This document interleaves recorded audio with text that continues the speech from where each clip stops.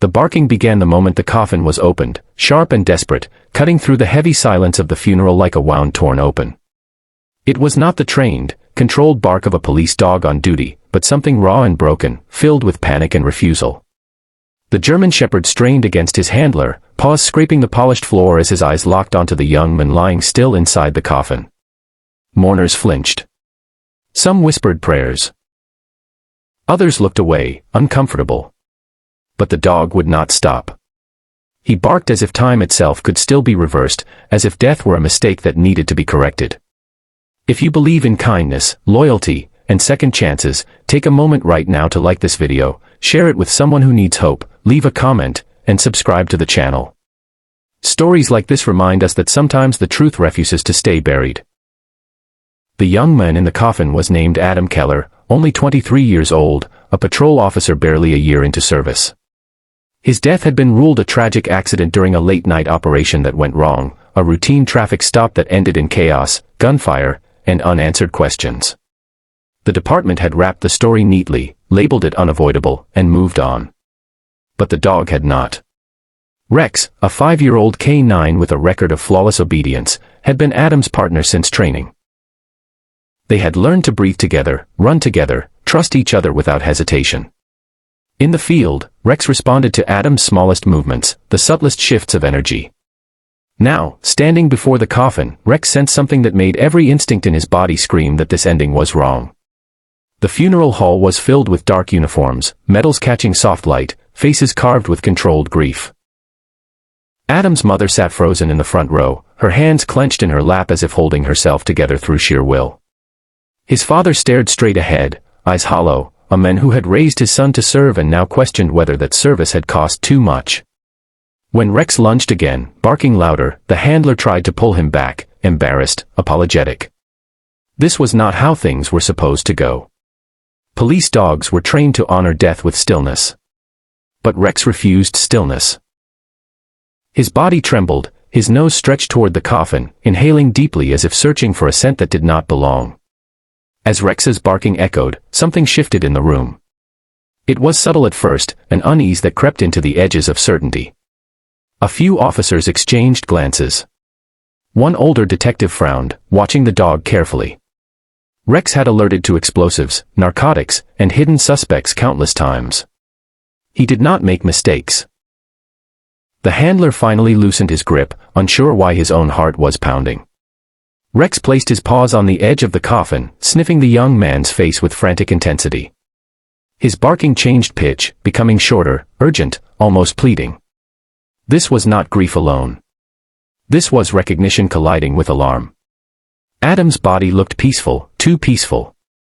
No visible wounds beyond what had been reported. But Rex's nose traced the air around Adam's chest, his uniform, the lining of the coffin. The dog growled softly, a sound that made several officers stiffen.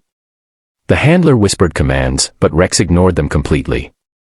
He began pawing at the inside of the coffin, claws scraping fabric, as if trying to wake his partner from a terrible sleep. A murmur spread through the crowd. This was no longer just disruption. This felt like a warning. The ceremony halted. Protocol bent under the weight of something unexplainable. The senior officer in charge hesitated, then nodded slowly. The coffin was not closed. Instead, a medic who had been present stepped forward, uneasy but curious. Rex's barking had drawn a line that could not be ignored. The medic checked Adam's pulse again, more out of obligation than expectation. Nothing. But then Rex barked directly at Adam's chest, nose pressed close, inhaling deeply. The medic paused, then leaned closer, placing an ear near Adam's mouth, then his chest. Seconds stretched into eternity. A flicker of uncertainty crossed his face. There was the faintest movement. Not a breath, not yet, but a subtle rise that should not have been there. The medic's eyes widened. He checked again, more carefully this time, fingers trembling. A weak, almost imperceptible heartbeat revealed itself, slow and fragile, but real. Gasps rippled through the hall. Adam's mother screamed his name. Officers surged forward, disbelief breaking through their disciplined composure.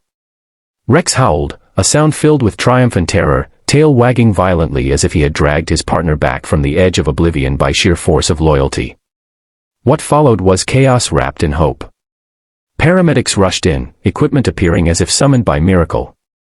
Oxygen was administered, Adam's body lifted, carried out under flashing lights and shattered assumptions.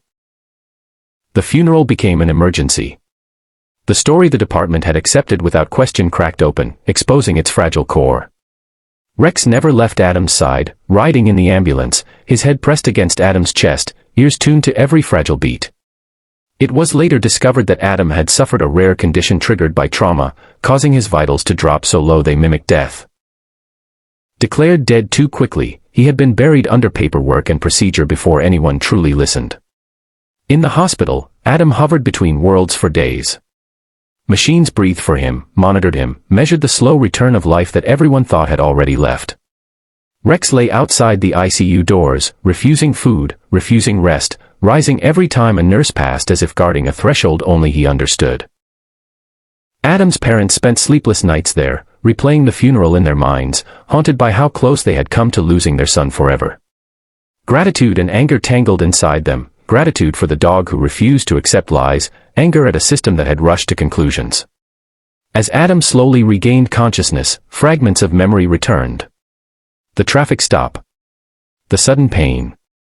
The feeling of sinking, of wanting to shout but being unable to move. He remembered Rex's presence, a warmth, a familiar weight near his side even as everything faded. Doctors later confirmed that the pressure Rex applied during the ambulance ride may have helped stimulate Adam's breathing, his training and instinct working together in ways science could barely explain. The department launched an internal review. The incident that had been labeled an accident came under scrutiny. Body cam footage revealed inconsistencies. Timelines did not align. What was once a closed case reopened, revealing negligence and a rush to clear reports before dawn. Accountability followed, slowly but decisively. For Adam, recovery was long and painful, both physically and emotionally. Waking up to learn you had attended your own funeral was a trauma no manual prepared you for.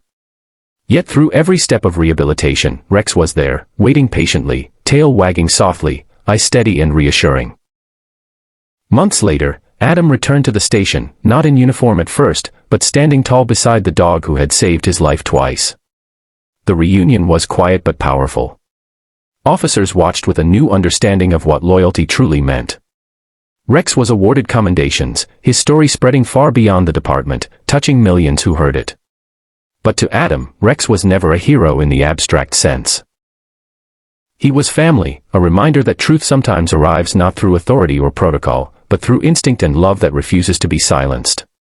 As Adam continued to heal, he spoke openly about the experience, not to shame, but to remind others of the importance of patience, of listening, of never dismissing the signs that feel inconvenient or uncomfortable. He credited Rex not just with saving his life, but with giving him a second chance to live with purpose rather than blind obedience to routine. The bond between them deepened, shaped by the knowledge that one had crossed the boundary between life and death, and the other had followed him there and dragged him back. If this story has touched your heart, if it reminded you of the power of loyalty, courage, and listening beyond rules, please take a moment now to like this video, share it, and subscribe. Your support helps keep stories like this alive, reaching people who need hope when they least expect it. Before this video ends, leave a comment below telling us what part of this story moved you the most, or share a moment when loyalty or love changed your life. Adam often says that the loudest truth he ever heard came not from sirens or commands, but from a dog's relentless bark at a coffin that should never have been closed. And sometimes, the world changes not because we accept what we are told, but because someone, human or animal, refuses to stop barking until the truth is finally seen.